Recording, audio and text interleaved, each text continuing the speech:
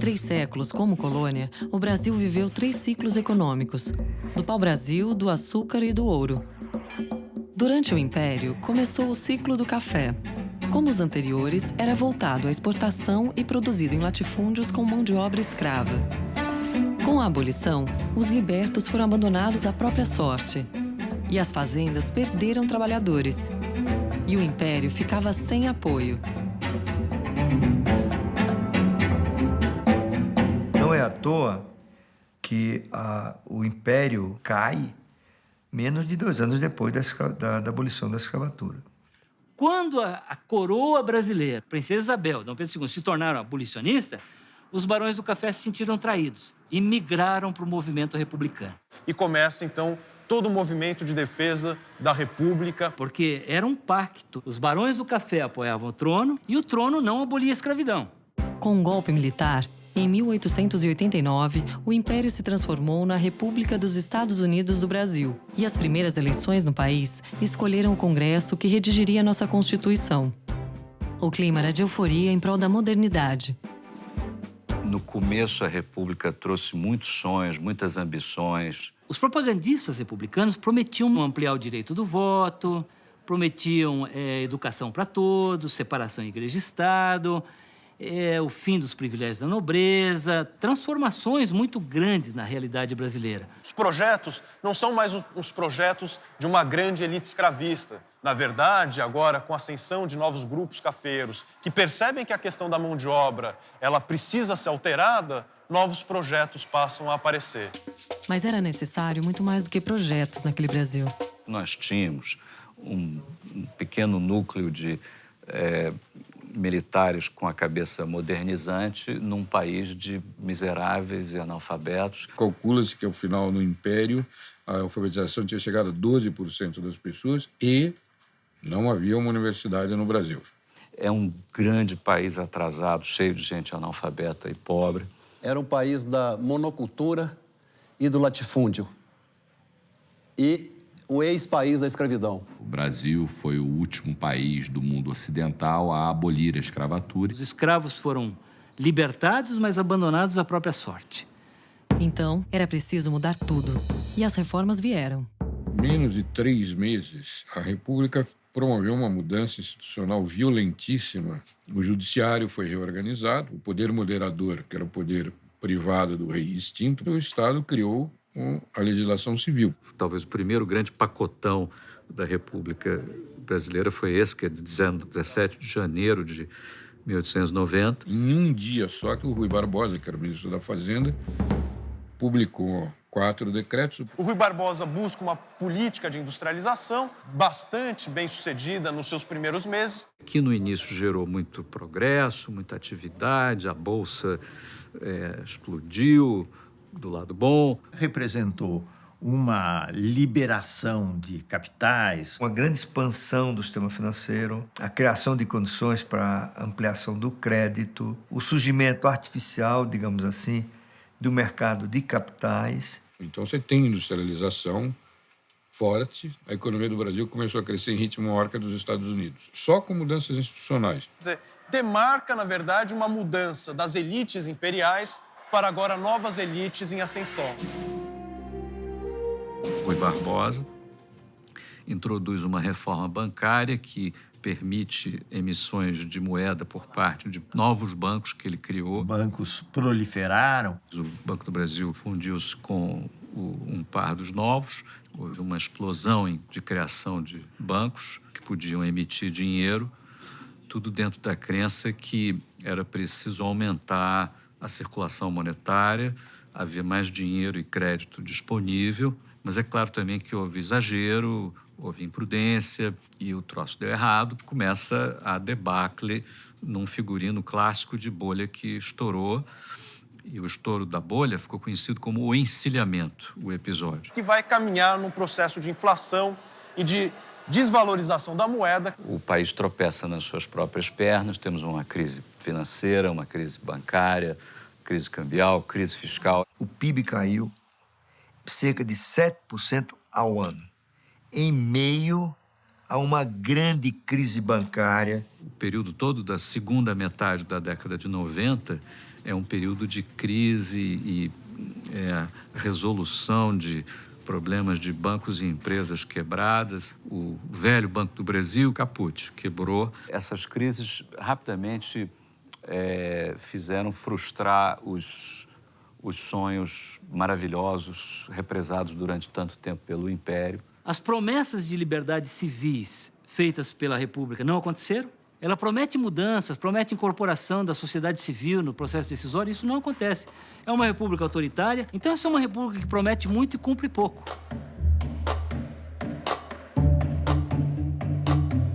O Brasil, ele optou pela desigualdade, ele escolheu a desigualdade.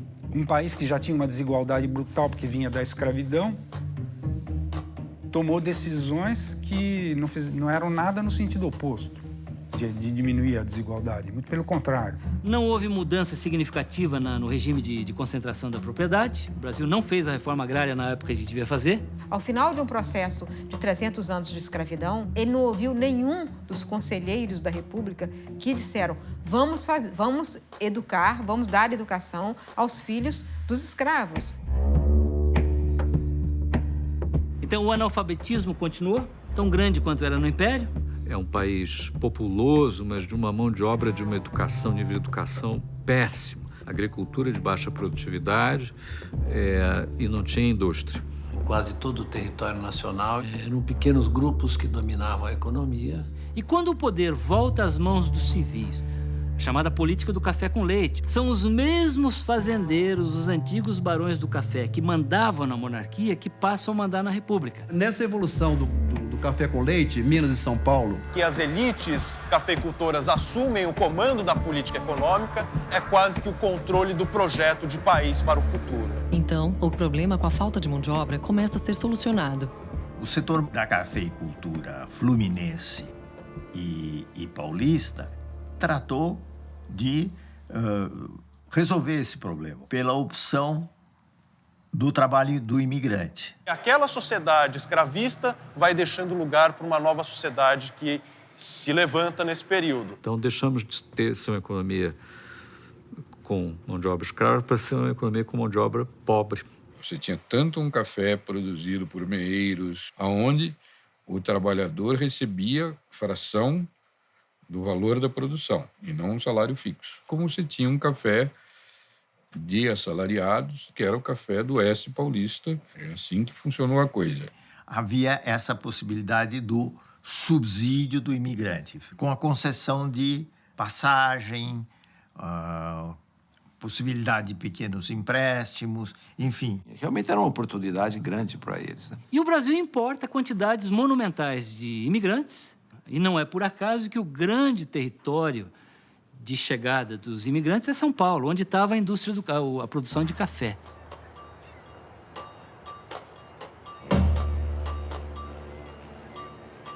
O impacto dos imigrantes para o desenvolvimento da economia foi muito grande, porque Todos vinham com algum dinheiro, com alguma economia. conseguiram, ao longo do tempo, obter terras. Isso foi no fim do século XIX. Foi quando meu bisavô veio também da Itália para cá. Todo o interior de São Paulo, nessa época, tem um crescimento muito grande. Sem sombra de dúvida, a qualificação no trabalho da mão de obra dos imigrantes era muito superior ao dos escravos, né? A economia começou a ficar mais eficiente, né? Uma grande maioria dos que puderam sair do campo para as cidades em formação trataram de fazer isso. A gente também, com iniciativa, ele começa a ver oportunidades em que os outros não vinham. E se transformar em comerciantes, em trabalhadores, e depois de industriais nas cidades. No início do século XX, as cidades brasileiras se modernizavam. Surgiam bondes, carros particulares e até os primeiros aviões. Além disso, a economia estava mais ajustada. O Joaquim Murtinho fez talvez o primeiro grande plano de estabilização da economia que arrumou, vamos dizer, essa confusão toda que foi criada nos primeiros anos da República. O Brasil já vinha realizando um lento processo de industrialização. Especialmente no estado de São Paulo, boa parte dela associada à riqueza gerada pelo café. Como o café estava se desenvolvendo muito, né, surgiu um mercado interno importante aqui em São Paulo e no Brasil, e graças a isso, então, foi possível se começar a industrializar o Brasil. Ainda assim, era o café que mandava no país. O café era o rei da economia, era o campeão de geração de renda. E mais do que isso, a renda que possibilitaria as importações brasileiras. Dr. Goudin tinha inventado uma frase que era correta. No Brasil, café é câmbio. 60% da renda era formada pelas rendas alfandegárias de importação e exportação. Isso quer dizer que a exportação ela é fundamental porque ela gera divisas que não gastas pelo Estado ou nas importações de produtos ou no próprio financiamento do Estado. Por isso, busca-se, ao longo da Primeira República, justamente garantir que o café permaneça com um papel importante no mercado exterior. O preço não caia, há uma sucessão de planos de valorização do café em detrimento a outros produtos. O Brasil passou a recorrer mais a empréstimos dos bancos ingleses, particularmente os empréstimos associados à defesa do preço do café. Embora Henry Ford, nos Estados Unidos, já tivesse criado a linha de montagem, o Reino Unido continuava sendo a maior potência mundial e ampliava suas colônias na África e na Ásia. E muito mais poderosas, e aí então tiveram condições de reduzir a condição de colônia os países da Ásia e da África. Além dos capitais e dos produtos europeus, a arte e a cultura do velho continente também influenciavam todo o mundo. Era a Belle Époque. Então, construção de grandes prédios, de grandes teatros. Era um Brasil que caminhava para uma urbanização, que caminhava para a incorporação de padrões econômicos modernos para eles. É um período onde o mundo progride muito. E progride de um jeito contemporâneo, através do que a gente hoje chamaria de globalização, mas que na época era um arremedo disso, chegando a um ápice em 1914, a Belle Époque, onde a sensação de progresso talvez tenha sido a maior de todos os tempos. E o grande motor desse progresso foi o comércio e a inovação. Com a globalização, ocorreria também um horror global, a Primeira Guerra de proporção mundial. Como batalhas na Europa poderiam afetar a economia brasileira?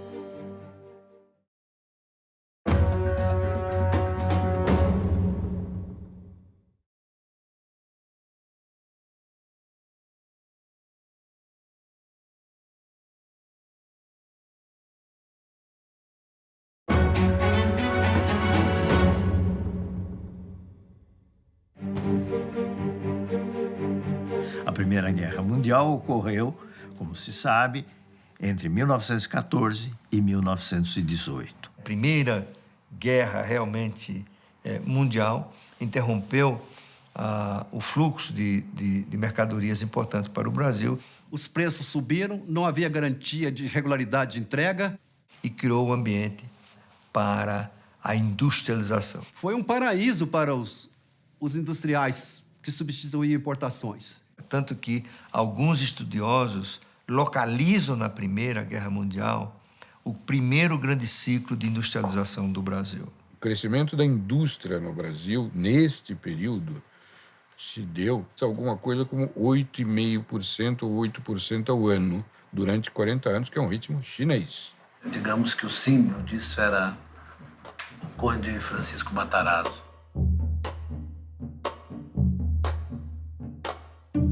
Era uma época em que o Brasil importava até arroz e banha de porco.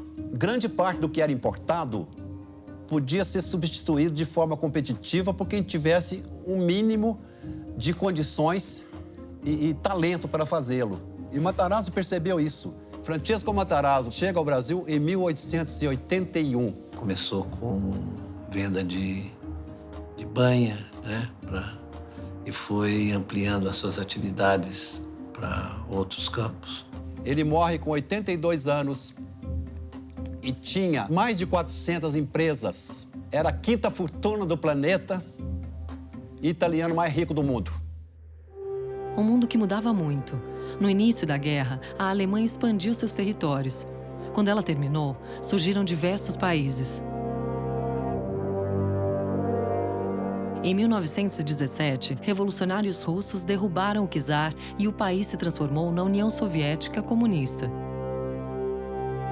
E com o final da guerra, os Estados Unidos se tornaram o principal provedor de produtos e capitais para a reconstrução da economia europeia. A Primeira Guerra transformou o mundo.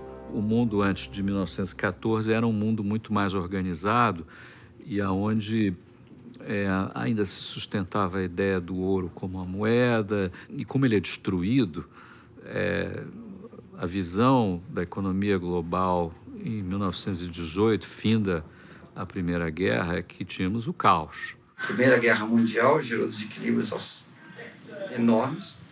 E você teve várias hiperinflações, mas famosa delas na Alemanha.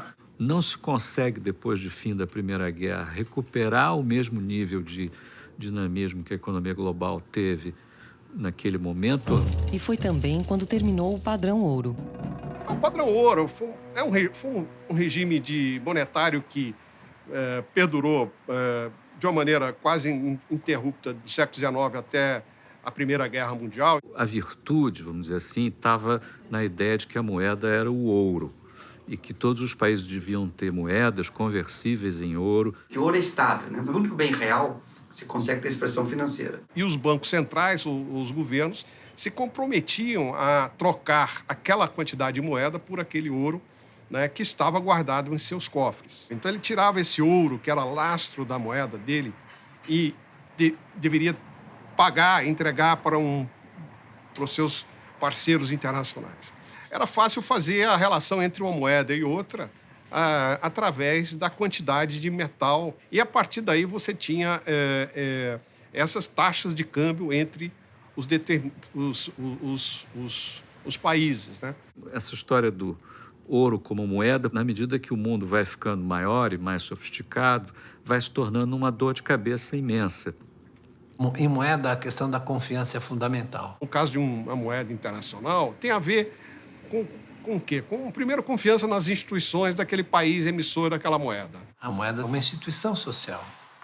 Então, ela começa dependendo da confiança que você tem. Você também vai aceitar, porque sabe que o outro vai aceitar. Porque você, de fato, tinha confiança, aquele papel tinha um lastro, um cofre, em algum banco. O fato de um pedaço de papel poder valer muita coisa depende de convenções dos homens, depende de uma certa mágica. Nós todos aceitamos. Até a Primeira Guerra Mundial, a libra esterlina reinava sozinha. Por quê? Porque a Grã-Bretanha era a grande potência política e militar e econômica também da época. Tinha um grande império, mas também era um país que tinha uma tradição de gestão monetária, um país cuja moeda tinha uma grande credibilidade, né? No final da Primeira Guerra Mundial, os Estados Unidos eram o grande credor líquido, tanto da Inglaterra quanto da França, né, que eram países vencedores do ponto de vista da guerra, mas perdedores do ponto de vista econômico. Então, o dólar se tornou a moeda internacional, assim como a libra esterlina o foi no período do pré-guerra, né? Ela tem como lastro a maior economia do mundo, né? Terminada a guerra, começam os anos 20, também os anos de expansão do capitalismo e tudo, né? Os anos 20, em particular, são alguns períodos particularmente prósperos ou ricos que dão a impressão do país ser mais dinâmico, talvez, economicamente, do que ele realmente era. Na década de 20, tivemos o surgimento do tenentismo, com militares questionando o poder das oligarquias rurais, e a Coluna Prestes, uma marcha em que, por 3 anos, 1.500 homens andaram 25 mil quilômetros em 11 estados, pregando reformas políticas e sociais. Às vezes as pessoas se enganam por conta da vitalidade cultural brasileira. O desempenho econômico nesses 40 anos da Primeira República foi muito ruim, ligeiramente melhor do que o Império, mas ainda muito ruim. Todo esse século da independência até ali foi um século onde nós começamos atrás dos Estados Unidos, da Argentina, da Europa, muito atrás e acabamos mais atrasados ainda. Portanto, do ponto de vista econômico, é um período de frustração. Claro que teve muito progresso institucional, cultural e do ponto de vista da economia, foram colocadas as bases para o que veio a seguir. Arrumamos o sistema bancário, organizamos um pouco mais o mercado de capitais, a economia diversificou um pouco relativamente ao café, mas faltou a faísca, e a faísca talvez tenha vindo com a urgência criada pela Grande Depressão, pela crise de 29.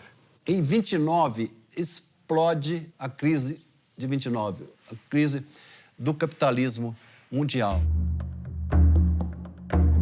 O que efetivamente ocorre é que a Bolsa de Nova York, em 1929, ela quebra. Isso quer dizer, as suas ações elas começam a cair de maneira muito violenta e, com isso, vários negócios que dependiam dos valores pautados pela Bolsa começam a cair.